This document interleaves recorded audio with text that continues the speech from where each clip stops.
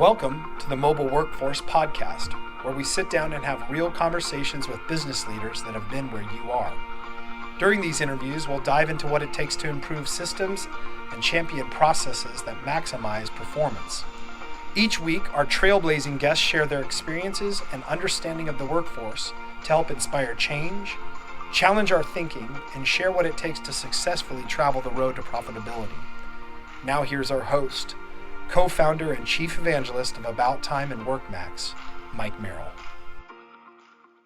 Hello and welcome back to the Mobile Workforce Podcast. I am your host, Mike Merrill, and today we are sitting down with Jason Radisson, the CEO at Mobo, the AI-powered all-in-one HR platform. So today, Jason and I are going to discuss the power of automation for workforce management and how AI can help reach new levels of productivity, and also how it can automate parts of the hiring process so that you can expedite new hires out onto your job site. So thank you, Jason, for joining us today. We are looking forward to this conversation. Yeah, excited to be here. Thanks, Mike. Thanks for having me on. Awesome, you bet. So let's just start off the top here and talk about, from your perspective, what is workforce management and how are companies automating that today? Yeah, workforce management is broadly speaking, I think the new definition of workforce management is being in contact with your workforce out in the field all the time in real time, and being able to move people around for better efficiency, communicate with them around any tasks that are unclear. Even some of the things we're getting into is smart task management, where you can kind of revise duties on the fly depending on what's happening on the job site. Awesome. So when companies hear that term, or they're thinking about automation as it relates to this, what is some of the low-hanging fruit that you think that they can really leverage through better automation? Yeah, great question. There's a ton on the workforce management side.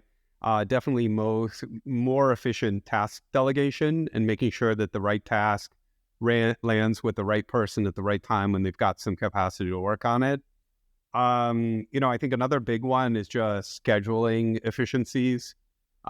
We all are trying to make do with less. I mean, we are in an economy where less people are entering the workforce, more people are retiring than ever before. And it's likely to continue for the next 10 plus years. So we're all trying to make do with more. And that's where, having really efficient scheduling and roster optimization happening in the background really helps a company. Yeah, I know just generally in business, when we have solid and consistent structure and people can count on specific details and really know what to expect, it seems like everything goes better. And I've got to imagine in your particular field that really adds to a smooth, onboarding and a smoother transition to get people planed up and productive. Would you agree? Absolutely. Yeah, and we have a ton of tech that we build throughout the pandemic around more efficient hiring and onboarding, and just really making it possible for self-serve. I think the HR tech industry has tried for a long time to make it easier for people to be hired. I think it's really comes from sort of an initial insight we had early in the pandemic, which was like, we actually have to get workers wanting to use the software. We have to get them very engaged with the platform. And if you build the kind of software that people really like, then the rest becomes very easy. And so, we've been able to cut through a lot of the normal challenges that HR tech has, in the sense of like, people are anyway very engaged with our platform. And then for them, onboarding, doing additional training, taking care of an extra piece of paperwork or whatever is just a couple of clicks. So we've really been able to cut that hiring and onboarding process down to almost nothing. Yeah, that's awesome. And when I know HR tech is a buzzword, and sometimes people can think there are challenges with automation sometimes where you kind of program the human element out of things, and maybe it's a turnoff, or maybe it seems like, okay, this is way too structured and stringent. I'm dealing with systems and software and not people. So what do you think about that? Yeah, I mean, to begin with, I think it's time for HR tech to kind of come out of the doghouse. A lot of people view it as sort of compliance software. Yeah. It kind of gets forced on us, and particularly the workforce out in the field, and it's like, oh God, I have another compliance task I have to do. And that's really, we've sort of all of that we basically want automated away. All of that kind of, really not particularly valuable process work and paperwork. So that's a big part of what our platform does in the background. Where humans get involved, your HR folks and your line managers is more on the people side and the important people interactions. Some of that's human judgment. It's definitely communication. It's helping guide, coach, inspire the people that you're working with. That's really, and we've got specific places where those interactions happen. They happen, at the end of the hiring and onboarding process. We don't, get people involved in the more kind of like automated paperwork part. We get them involved in, final orientation and getting people up and running their first week and two on the job.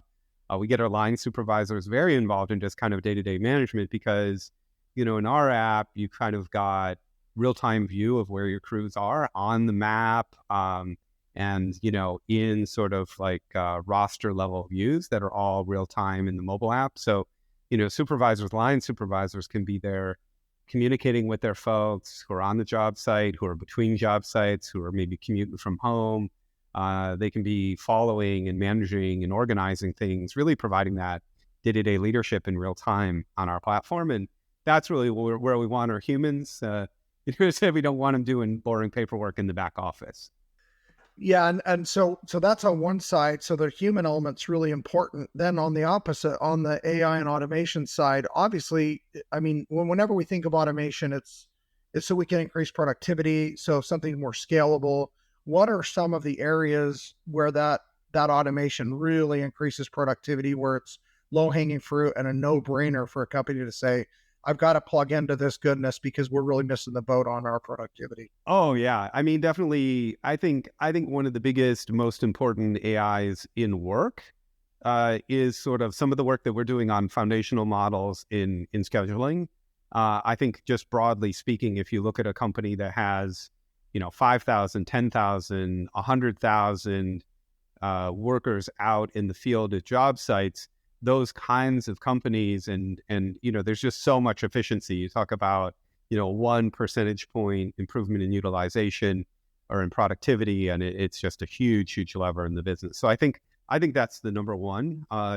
Really, I'd almost go so far as to say in all of kind of HR and operations software, I think that particular AI is about the biggest one that we're working on and that the industry needs.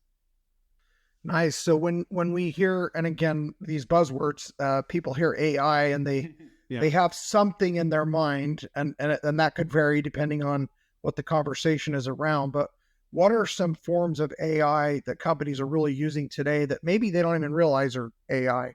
Yeah, totally. So, all around sort of workforce management and hiring and onboarding, a bunch of the more common applications of AI, are right there. It's sort of one big one is job matching, and that's the skill of the worker that you may already have in your company, or the candidate that you're looking at, and where they match kind of open slots. So a good way to sort of think about the technology to sort of lay it out on a high level is we have essentially slots of work that need to be done, and then we have units of work, in other words, our workers and the hours that they have to provide to the system. And there's a big application of AI is deciding which people best fit which slots. It's a problem the industry, we've adapted from ride sharing and from the gig economy and places that we worked previously. And really the sort of the history of it goes all the way back to some of the first yield management algorithms that the airline industry did. They were really sort of the early pioneers in there, particularly American Airlines, and sort of yield managing which butt got in what seat. And it's not too dissimilar from deciding which worker is on what job doing what tasks today. Great analogy. Yeah, I have something popping in my mind. I'm thinking of a person we interviewed for a position a couple of years ago, and I remembered asking them, how did you learn about this job? Were you searching on Indeed, or was it a LinkedIn job board, or where did you find us? And they said, oh, well, you guys emailed me and said, hey, there's this position open and we think you're a really good fit. Are you interested in applying? And I'm thinking, okay, I didn't say we didn't. I thought, well, that's interesting. So as I looked into it further and called our rep, and I think it was Indeed, they said, oh yeah, we have some automation that proactively reaches out to profiles that are a fit within, the top 80% or something of your requirements with their resume. And I thought, wow, that is actually pretty amazing. And in that particular case, we actually found a new employee to hire that we may not have otherwise found. Yeah, absolutely. Yeah, that technology has just gotten a lot better really quickly, because now, companies like Indeed and the job boards that are out there, they'll have the matching of the types of candidates, and they'll have a little bit of success data. What you have, if you're, running your own construction company, if you've got a big base of employees, you've got all of that history of how well people performed and who your best employees are. And then what we're able to do is connect it and this is really sort of the hiring AI application. We connect, a company like ours will connect that all the way through with your performance data. And then we can look in the market for who are candidates, potential candidates, employees at other companies that match the profile of your very best performers. And then we can specifically target them and move them through your hiring process. So it's really a brave new world. What seemed like mission impossible a couple of years ago, now you can really sort of hand select. It seems like hand selecting, except it's at massive scale, and you can be out there recruiting exactly the types of employees that you need. Yeah, and from the sounds of it, Tom Cruise can help you do that if you're talking about mission impossible. Right. Love it. Good word. So when we talk about some of these things, I think most people are familiar with at least the concepts. What do you see coming down the pike that maybe hasn't really reared its head up yet, or isn't on people's radar, that you are pretty excited about, or you think is going to really be a game changer in the future?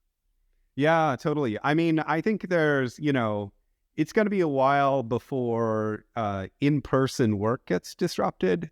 Okay. I think we're companies like ours who are providing different tools around frontline work and different applications of AI around frontline work. We're gonna help the frontline worker be much more effective out in the field. And some of the stuff we were talking about, like if I know that a worker can be twice as productive on one job site versus a different job site, and the system helps me decide that, that's a huge increase in productivity. I think those kinds of changes, they're happening now. They're happening in 5 or 10% of companies now. It's going to take 5 years for them to get all the way through to 70 or 80% of companies, but that's coming down the pike. I'm super, super excited about that. I think for a lot of white collar workers and workers, who are remote or sitting behind desks, I think this is just like the future is already here. We're using these generative AIs to do all kinds of things, whether it's write copy or even, lay out a new project plan for something we're about to kick off. They've just become like this super lever that we've got in our back pocket. As I sort of look across the tech industry and a lot of things, the way people are working and peers of mine who are running companies, we're all sort of, I think, at about 80 or 90% adoption of things like OpenAI within our white collar workforces. So that has like already happened. And I think it's just early days in terms of the implications. It's going to be just so much more productive working in white collar, I think, for the next 5 years or so. So I think you put those two things together and we end up in a place where, as far as that all turns into a much more productive workforce on all levels, that should increase living standards. And I'm excited about a potential increase in living standards kind of across the boards. It's going to be really interesting to see what these next few years bring. I mean, imagine a US that's 20% more productive and 20% wealthier and higher living standards in a very short amount of time. I think that's what's on the horizon for us. Yeah, and I think there's other things where, safety increases, health increases. We have more money to invest in healthcare and infrastructure and other things that I think you're right. I think just, that rising tide, raises all the boats in the harbor when you're talking about this stuff. Yeah, absolutely. So what about, and we've kind of talked about this a little bit, but I want to sort of gap this. So AI starts in the beginning of the process to select and line up the right people and then maybe take them through a process to get all their information ready. At what point does the human take over? And then after that is an appropriate time where the AI kicks back in before you actually, have utilized it to that point where now you're just hands-on? Yeah. I mean, you're talking about sort of the time to deployment and yeah. No, I think the systems, it really kind of depends on how quickly the system comes up to speed. And it's really kind of a data question ultimately. And what we see is the larger the company generally, you normally think about large company and tech deployments, like the larger, the slower. But really the time to value and sort of the time for the system to get up and running is quicker the more data you have, and particularly in the kinds of applications that we're working on, which are all kind of relying on internal data. So we in our particular world, a company like Movo, we can be up and running in about 2 weeks. Okay. And shorter times, providing more lift and more value, the bigger the company is. So really we talk about, our sweet spot being sort of 5,000 employees or above. Okay. So you're typically working with much larger organizations. We are. Yep. Yeah. Smaller organizations, there's still value. It's just, there's less data and there are less levers to pull. If you're a 100 guy shop, then, and you can get a 10 or 20% improvement, it's a smaller lever than obviously when you put it over 100,000 and you're talking about literally moving thousands of people around. Yeah, that's amazing. Is there one industry or another where you seem to be predominantly working more than others? I think not particularly, because it's really, it comes down to sort of, I think there are some industries where there's slightly more benefit, but the sort of main benefit of being much more productive cuts across all kinds of frontline industries. And the kinds of things that we're talking about, and we work in everything from construction to kind of field engineering, where we've been working a lot in the clean tech transformation or the energy transformation. Okay. Those projects tend to be very distributed as well. Healthcare, we're working on the nursing problem, I would call it, in our country, and travel nursing, and there's a lot of dynamics there as well. They of course have medical licensing and some additional onboarding criteria. But the system handles those really well, and they're great partners, data partners, in terms of making sure that the credentials are covered off there. Manufacturing, logistics, classic frontline industries, hospitality, you kind of name it. Anywhere you're touching it all. A company with a lot of people out in the field, there's a ton of value from a system like ours. Love that. So is there a place where you feel like the AI really helps attract that talent, where it's like you could really give credit for, hey, we're using this AI system, and because of that, we we're getting better people or more people?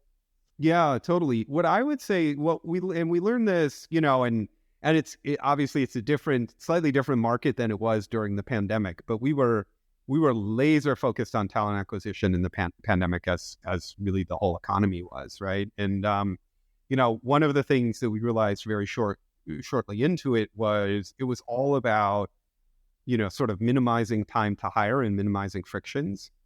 And, that's what I mentioned earlier. So we made sure that the app was really user friendly and the kind of app that, everyone from a nurse to a factory worker was going to want to use. And then that enabled us to put some self-service in place.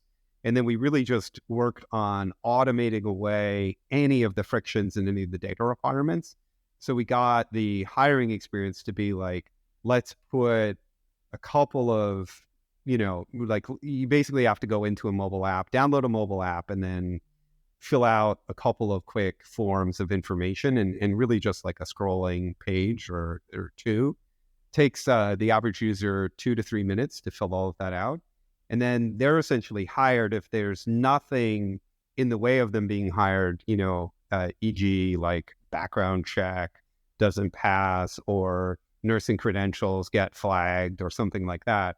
Assuming all the paperwork's fine in the background, they're essentially ready to go at 5 minutes, 4 minutes, 5 minutes. They're done, they're hired, they're ready to start. So for us, that was the big insight, was like, we saw that for every day or two in the hiring process, we lost like 50% of the candidates. And it wasn't the bad candidates that we lost, it was the best candidates. So we really just, re-engineered everything to be like, let's make this hiring process, absolutely as seamless as it can be. Yeah, that's brilliant. When they're in high demand and there's a lot of opportunity, if they're stuck in the middle of some process and somebody else comes back to them with something very simple and quick, and they're like, wow, that was easy. And next thing you know, there's an opportunity. It's like, I'm going here, right?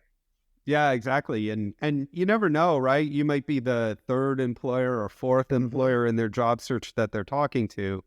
So, you can't assume like, oh, our process is at industry standard, that's good enough. You kind of, if you want to win disproportionately, you got to be a lot faster than all your peers. That's brilliant. That's awesome. Well, I very much enjoyed this conversation. I think there's a lot of opportunity for companies to improve in this process, and we certainly encourage them to check out Movo and learn more about how you might be able to help them through their processes and fill some of these gaps for them. Is there anything else that you wanted to point out before we wrap up the conversation today?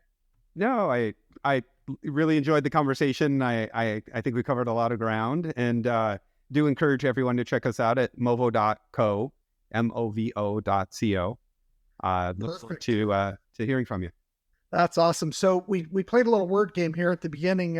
You and I, before we jumped on, I picked a word and I assigned you the word mission impossible, and you did a great job using that.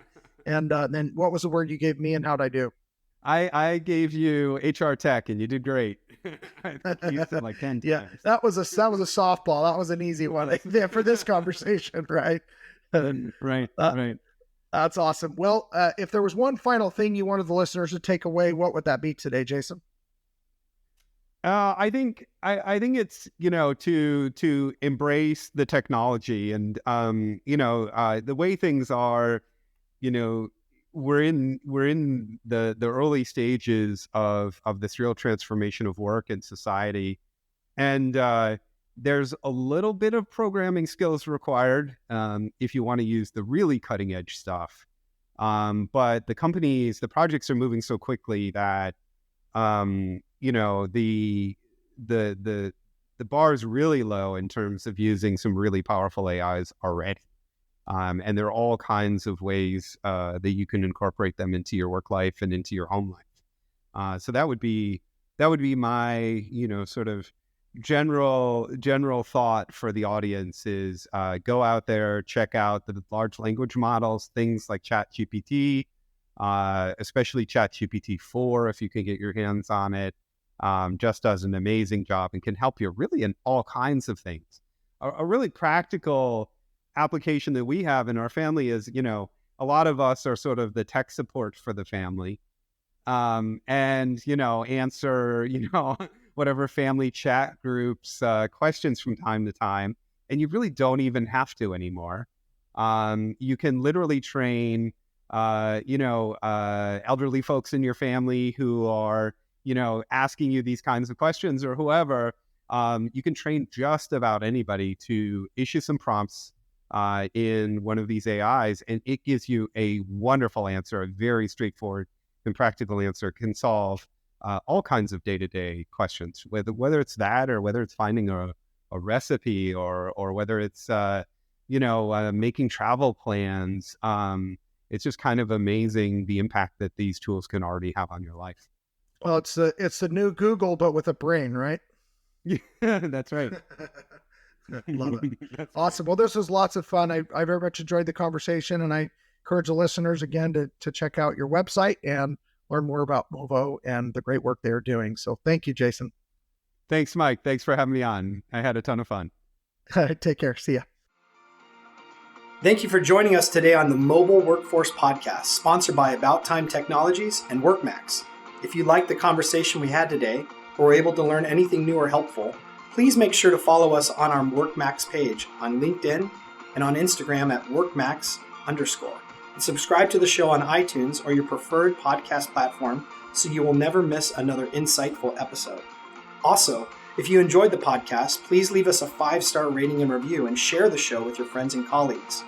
Your support means the world to us and will allow us to continue providing impactful information with others looking to improve their results in their business and, in turn, their life.